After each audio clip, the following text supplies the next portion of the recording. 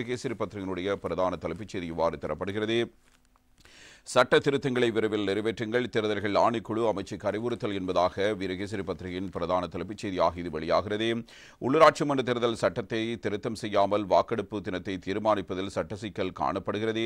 ஆகவே சட்டத்திருத்த பணிகளை விரைவாக நிறைவு செய்யுமாறு தேர்தல்கள் ஆணைக்குழு உள்ளூராட்சி மன்ற தேர்தல்கள் மற்றும் மாகாண சபைகள் அமைச்சுக்கு அறிவுறுத்தியிருக்கிறது. உள்ளூராட்சி மன்ற தேர்தலை 2025ஆம் ஆண்டு முதல் காலாண்டில் நடத்துவதற்கு அரசாங்கம் அவதானம் செலுத்தியிருப்பதாக தெரிகிறது. ஏற்றுக்கொள்ளப்பட்ட வேட்புமனுக்களை ரத்து செய்து புதிதாக வேட்புமனுக்களை கோருவதாயின் உள்ளூராட்சி மன்ற தேர்தலை திருத்தம் செய்ய வேண்டும் என தேர்தல்கள் ஆணைக்குழு உள்ளூராட்சி மன்றங்கள் மற்றும் மாகாண சபைகள் அமைச்சுக்கு அறிவுறுத்தியிருந்தது. உள்ளூராட்சி மன்ற தேர்தல் சட்டத்தை 2025ஆம் ஆண்டு ஜனவரி மாதம் அளவில் திருத்தம் செய்வதாக அரசு நிர்வாகம் உள்ளூராட்சி மன்றங்கள் மற்றும் மாகாண சபைகள் அமைச்சு தேர்தல்கள் ஆணைக்குழுவுக்கு எழுத்து மூலமாக அறிவுறுத்தியிருக்கிறது. குறித்த சட்ட திருத்தத்தை விரைவில் நிறைவேற்றுமாறு தேர்தல்கள் ஆணைக்குழு உள்ளூராட்சி மன்றங்கள் மற்றும் மாகாண சபைகள் அமைச்சிடம் இவ்வாறு கோரிக்கை விடுத்திருப்பதான செய்தியாக வீரகேசரி பத்திரிகையினுடைய இந்த செய்தியில் இவ்வாறு தரப்பட்டிருக்கிறது. எனவே சட்ட திருத்தங்களை உடனடியாக மேற்கொள்ள வேண்டும் என்பதே இங்கு கோரப்பட்டிருக்கிற விடயம். எனவே ஏற்றுக்கொள்ளப்பட்டிருக்கிற வேட்புமனுக்களை ரத்து செய்து புதிதாக வேட்புமனுக்களை கோருவதற்கு அமைச்சரவை அங்கீகாரம் அளித்திருக்கிற நிலையில் தேர்தல் பணிகளை ஆரம்பத்திலிருந்து முன்னெடுக்க வேண்டும் எனும். ஆகவே சட்ட திருத்தத்தை துரிதமாக நிறைவேற்றுமாறு தேர்தல்கள் ஆணைக்குழு வலியுறுத்தி இருக்கிறது.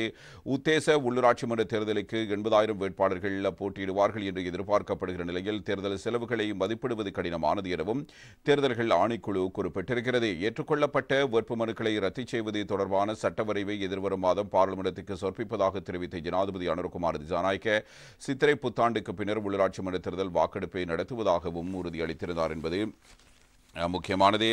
உதய கம்மன் பிள்ளை இது தொடர்பில் மற்றும் ஒரு கருத்தினை வெளிப்படுத்தியிருக்கிறார். ஜனாதிபதி கூறுவது போன்று தேர்தலை நடத்த முடியாது. உள்ளூராட்சி விவகாரம் தொடர்பில் உதய கம்மன் பிளவினுடைய கருத்து என்று செய்தியாளர் சந்திப்பில் அவர் தெரிவித்த கருத்தினை மையப்படுத்தி இன்றைய தினம் நாளேடுகள் இது தொடர்பிலான செய்திகளை வெளிப்படுத்தி இருக்கின்றன. உதய கம்மன் பிள்ளை இது பற்றி கூறும்போது உள்ளூராட்சி மன்ற தேர்தலை சித்திரை புத்தாண்டுக்கு முன்னர் நடத்துவது சாத்தியமற்றது. மார்ச் ஏப்ரல் வரையான காலப்பகுதியில் சாதனதர பரீட்சை நடைபெற உள்ளதால் மே மாதம் அளவிலேயே உள்ளூராட்சி மன்ற தேர்தலை நடத்த முடியும் என பிவித்துறைகள் உரிமை கட்சியின் தலைவர் என்ற வகையில் அவர் இவ்வாறு குறிப்பிட்டிருக்கிறார். அவர் இது தொடர்பில் ஊடகவியலாளர் சந்திப்பில் கருத்து தெரிவிக்கும் போது மேலும் பல விடயங்கள் பற்றி பேசியிருந்தார். அதாவது சித்திரை புத்தாண்டுக்கு முன்னர் உள்ளூராட்சி மன்ற தேர்தலை நடத்துவதாக ஜனாதிபதி அனுரகுமார் திசாநாயக்க குறிப்பிட்டிருந்தார். ஜனாதிபதி குறிப்பிடுவதை போன்று மிக விரைவாக உள்ளூராட்சி மன்ற தேர்தலை நடத்துவதாக இருந்தால் ஏற்றுக்கொள்ளப்பட்ட வேட்புமனுக்களை முதலில் ரத்து செய்ய வேண்டும். ஏற்றுக்கொள்ளப்பட்ட வேட்புமனு தாக்குதல்களுக்கு அமைய உள்ளூராட்சி மன்ற தேர்தலை நடத்துவதில் சிக்கல் காணப்படுவதை ஏற்றுக்கொள்ள வேண்டும். புதிதாக வேட்புமனு கோருமாறு அரசியல் கட்சிகள் உட்பட பல தரப்பினர் வலியுறுத்தி அமைக்கமைய வேட்புமனுக்களை ரத்து செய்வதற்கு கடந்த 3ஆம் தேதி அமைச்சரவை அங்கீகாரம் வழங்கியது. வேட்புமனுக்களை ரத்து செய்யும் வகையிலான சட்ட வரைவு விரைவாக தயாரிக்கப்பட்டு எதிர்வரும் 20ஆம் தேதி வர்த்தமான அறிவித்தலில் வெளியிடப்பட்டு முதல் வாசிப்புக்காக பாராளுமன்றத்தில் சமர்ப்பிக்கப்பட்டதன் பின்னர் அந்த சட்டமூலத்தை உயர்நீதிமன்றத்தில் சவாலுக்குட்படுத்துவது 14 நாட்கள் கால அவகாசம் வழங்கப்பட வேண்டும். நீதிமன்றத்தின் வியாக்கியானத்துக்கு பின்னர் இந்த சட்டத்தை பிப்ரவரி மாதம் நிறைவேற்றிய மறுதினமே தேர்தலை நடத்த முடியாது. தேர்தல் பணிகளை முன்னெடுக்க தேர்தல்கள் ஆணைக்குழுவுக்கு போதுமான கால அவகாசம் வழங்க வேண்டும்.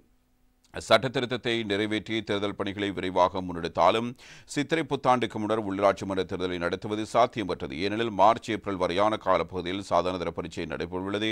ஆகவே 2025ஆம் ஆண்டு மே மாதம் அளவிலேயே தேர்தலை நடத்தக்கூடியதாக இருக்கும் என்பதாக உதய கம்மன் பிள்ளை இவ்வாறு குறிப்பிடுகிறார். எனவே அந்த காலப்பகுதியில் தேர்தலை நடத்துவதே பொருத்தமாக இருக்கும் என்பதும் அவருடைய கருத்தாக அமைந்திருக்கிறது.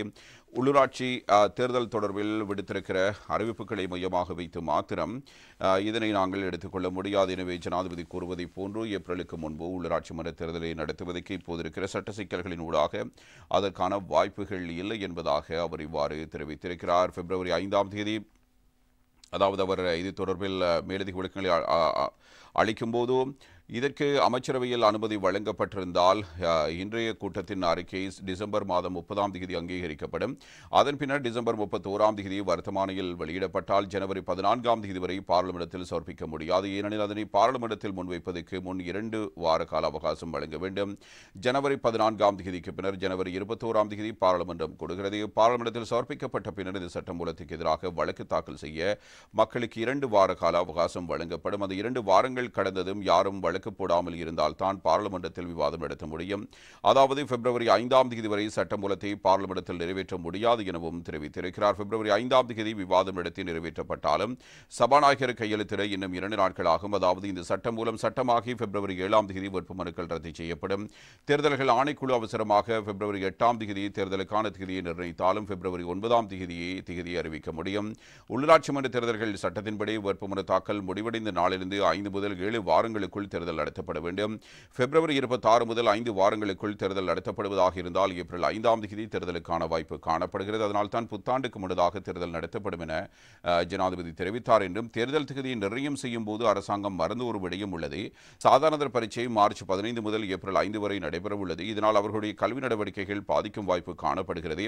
ஏப்ரல் முதல் வாரத்தில் தேர்தல் அறிவிக்கப்பட்டால் வேட்புமனுக்களை ஏற்று 1 மாதத்தின் பின்னர் மே இறுதியில் உள்ளாட்சி தேர்தலை எவ்வித தடையுமின்றி நடத்த முடியும் என உதய கம்மன்பில இவ்வாறு